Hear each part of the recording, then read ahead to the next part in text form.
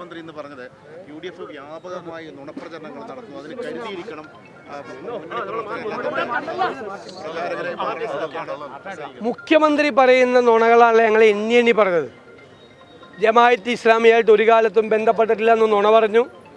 ആ ബന്ധപ്പെട്ടതിൻ്റെ video clip ഞങ്ങൾ ഹാജരാക്കി.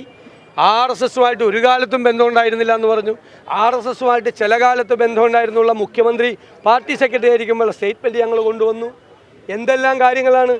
ഈ വെൽഫെയർ പാർട്ടി UDFന് പിന്തുണ കൊടുത്തപ്പോൾ ബഹളമുണ്ടാക്കിയ മുഖ്യമന്ത്രി SDP ആയിട്ട് ബന്ധമുണ്ടാക്കുന്നതിനെ പറ്റി എന്തുകൊണ്ട് മിണ്ടുന്നില്ല?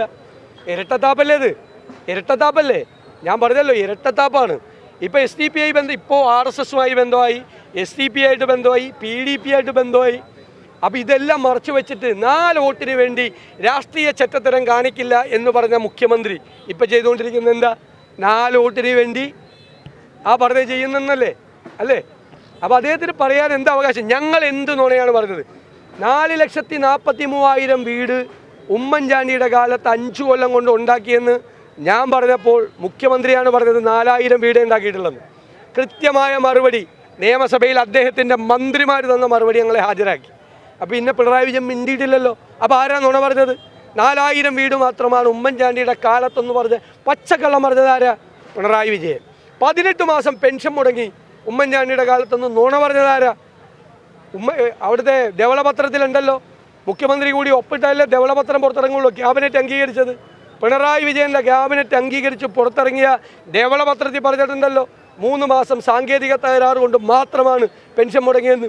18 മാസം ഉമ്മൻചാണ്ടിയുടെ കാലത്ത് പെൻഷൻ മുടങ്ങിയെന്ന് നുണ പറഞ്ഞാരാ? പിണറായി വിജയൻ. നുണപ്രചരണമാണ് നടത്തുന്നത്. തലശ്ശേരിയിലും കാരായ രാജസ്ഥാനാർത്ഥിയാണ്. അപ്പോൾ അവിടെ അക്രമ രാഷ്ട്രീയവും ഫസൽവധ കേസൊക്കെ ചർച്ചയ്ക്ക് വന്നിട്ടുണ്ട്. അപ്പം ഇന്ന് സ്പീക്കർ പറഞ്ഞിരിക്കുന്നത് അതൊരു കള്ളക്കേസാണ്, അതിൽ നിരപരാധിയാണ് അദ്ദേഹം എന്ന തരത്തിലാണ്. SDP അത് ബോധ്യമുണ്ട് എന്നാണ്. SDP വോട്ട് പിടിക്കാൻ വേണ്ടി എന്തും ചെയ്യും. എന്തായാലും ആ കൊലപാതക ശ്രമത്തിൽ അദ്ദേഹത്തിൽ അറസ്റ്റ് ചെയ്യപ്പെട്ടതാണ്. അദ്ദേഹം ആ കേസിലെ പ്രതിയാണ്, കൊലക്കേസിലെ പ്രതിയാണ് സ്ഥാനാർത്ഥി. അത് ഷംസീർ വളരെ ബുദ്ധിപൂർവ്വം അത് ചെയ്തതാണ്. കാരണം വീണ്ടും ആ വിഷയം ഒന്ന് ചർച്ച ചെയ്ത് അത് വഷളാക്കി അദ്ദേഹത്തിൻ്റെ സീറ്റ് അവിടെ കൊടുക്കാത്തതിനുള്ള ദേഷ്യം തീർത്താണെന്നാണ് ഞാൻ കരുതുന്നത്. ഒരു പണി കൊടുത്താണ് കാരായി രാജന് ഷംസീർ, അല്ലാതെ വേറൊന്നും വിചാരിക്കേണ്ടത്. അതെങ്ങനെ കള്ളക്കണക്കാവുന്നത്? ധനലക്ഷ്മി ബാങ്കിലാണ്, ഷെഡ്യൂൾ ബാങ്കാണ്, അതിൻ്റെ സ്റ്റേറ്റ്മെൻറ്റാണ്, അക്കൗണ്ട്സിൻ്റെ സ്റ്റേറ്റ്മെൻറ്റാണ് ഹാജരാക്കിയത്. അതെങ്ങനെ കള്ളക്കണക്കാവുന്നത്? ബാങ്കിൽ ഒരു ആപ്പ് വഴിയിട്ടാണ് അവിടെ ഇൻവൈറ്റ് ചെയ്തത്. അത് ആപ്പ് വഴി ചെയ്താൽ വേറെ എങ്ങോട്ടും ആ പൈസ പോവില്ല, നേരെ ബാങ്കിലേക്ക് പോവുള്ളൂ. ആ ബാങ്കിലേക്ക് പോകുന്ന പൈസയുടെ അക്കൗണ്ട്സ് സുധാകരേട്ടന് എൻ്റെയും കൂടി ജോയിൻ്റ് അക്കൗണ്ടായിരുന്നു. അന്ന് ആപ്പുകാർക്ക് കൊടുക്കാൻ വേണ്ടിയിട്ട് കുറച്ച് പൈസ പിൻവലിച്ചു. ബാക്കി സണ്ണി ജോസഫ് പ്രസിഡൻ്റായി വന്നതിന് ശേഷം ഞങ്ങൾ രണ്ടുപേരും കൂടി ഒപ്പിട്ടത് മുഴുവൻ ഈ സ്ഥലം മേടിക്കാൻ വേണ്ടിയിട്ട് ചെയ്താണ്. നല്ല സ്റ്റേറ്റ്മെൻറ്റാണ്. അതോടുകൂടി വായടഞ്ഞു പോയി. ഇനി ഞങ്ങൾ ചോദിച്ചതിന് പറയണം. അതായത് പയ്യന്നൂരിലെ രക്തസാക്ഷി ഫണ്ട്, അഭിമന്യുവിൻ്റെ രക്തസാക്ഷി ഫണ്ട്, തിരുവനന്തപുരത്തെ വിഷ്ണുവിൻ്റെ രക്തസാക്ഷി ഫണ്ട്, ഇതൊക്കെ അടിച്ചു മാറ്റിയതിന് ഉള്ള കണക്ക് പറയണം. പാവപ്പെട്ട രക്തസാക്ഷികളുടെ പേരിൽ കിട്ടിയ ചോരയുടെ മണമുള്ള പൈസ അടിച്ചു മാറ്റിയ കള്ളന്മാരാണ് ഇവർ. പയ്യന്നൂര് അതിശക്തമായ പ്രതിഷേധമാണ് CPMനെതിരായി നടക്കുന്നത്. അതിശക്തമായ പ്രതിഷേധം.